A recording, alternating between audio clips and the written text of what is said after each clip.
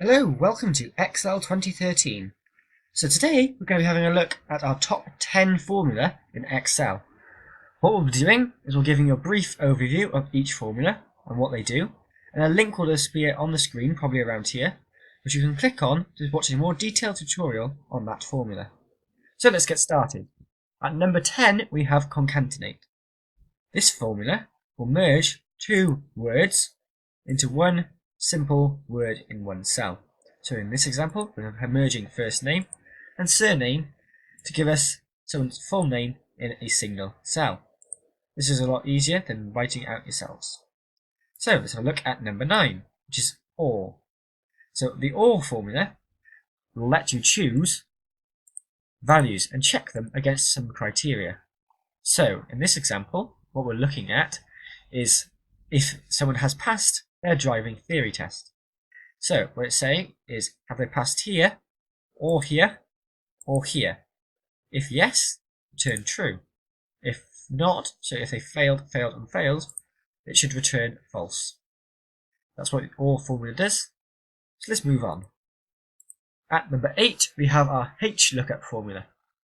So this one is a very useful formula, and what it lets you do is it lets you look up a value, in this case someone's wage, within a horizontal table of data, like this one, and it will return a separate value from that table.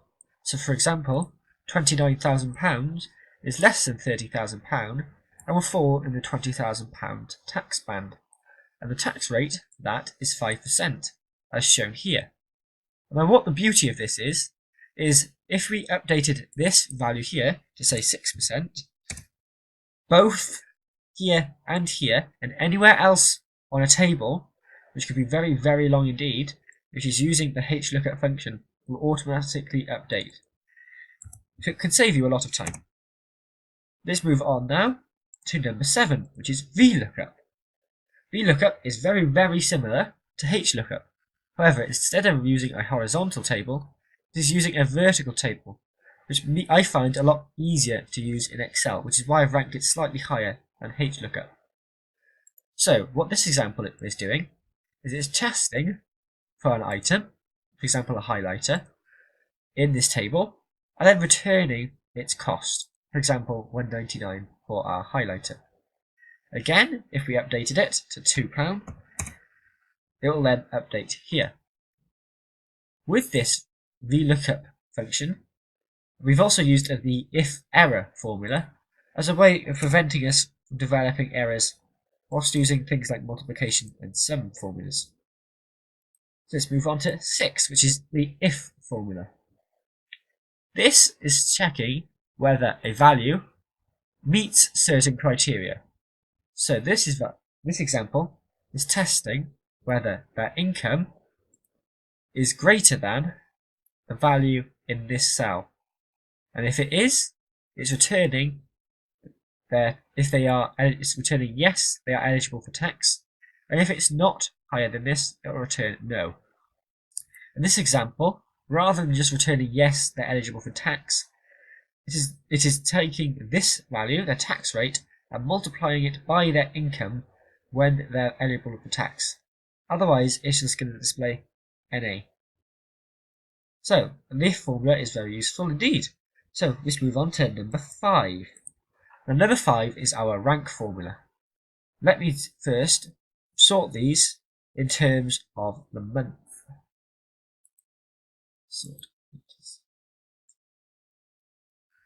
Now, what we can do is we can rank our months based on their profits.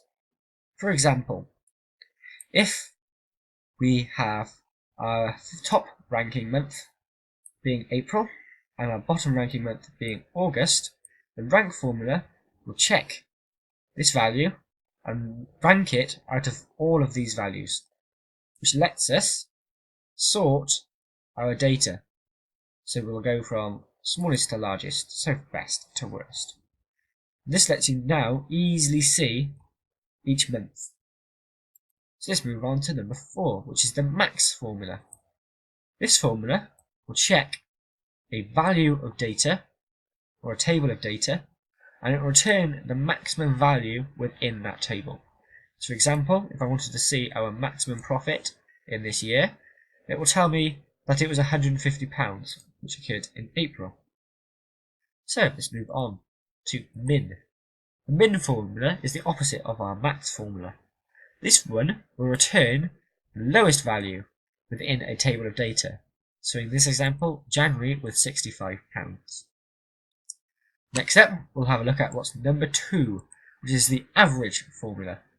This formula will look at a table of data and it will calculate the mean or average value of that table of data and return it. So in this year, our average profit in each month was £124.50. So finally, let's move on to our number 1 formula, which is the sum function. The sum function is very simple to use. However, it is used almost the most in Excel, which is why I had to put it first. So what it will do is it will go sum and add up every value in a table of data. We can also use SumIF to be more precise about which values are summed. So for example, this is now just summing the ones where the person has paid, so it is not including this value. That's all we're going to be showing you in Excel 2013. And be sure to check out the tutorials on how to use these formulas on our channel, and also subscribe and like this video. And there are also many more tutorials on our channel, including OpenOffice. But for now, thanks for watching, and we'll see you next time. Bye!